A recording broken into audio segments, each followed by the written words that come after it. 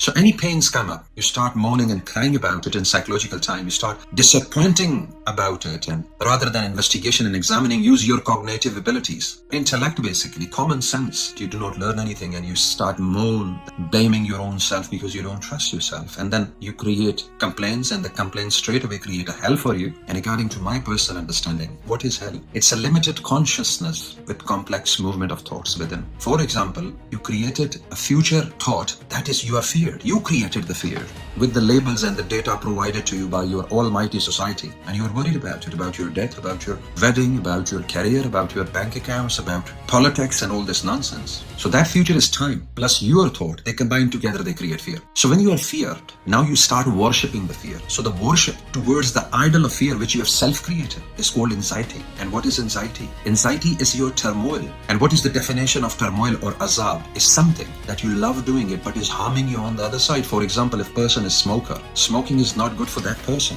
but he or she is still smoking because they are enjoying. It is eventually harming them. That's his turmoil. Similarly, we know that fear is not good, but we love to be feared. The state of anxiety is a fire of hell within you. It's a passion. Metaphysically, it's a passion within you in which you burn. And that passion comes from where? Worshipping your fear idol. So whoever stays or whoever lives in the past, he or she faces the depression. And whoever stays in the future, they are in the state of anxiety. So depression is, for example, something happens to you back in the days when you were too young, or like, somebody treated you not nice, something bad happens to you according to your understanding of bad, and you're just carrying it all your life like a trauma, and your mind is still always there, though you grow up in 50s, but you are still in that 20s or something like that. So that fire again, that is depression. And eventually these states which you are carrying, when you are depressed, it generates the chemicals within your body, and that chemical give a reaction to the external illnesses within you as well. For example, if a person is depressed, he will probably be facing hypertension or high blood pressure.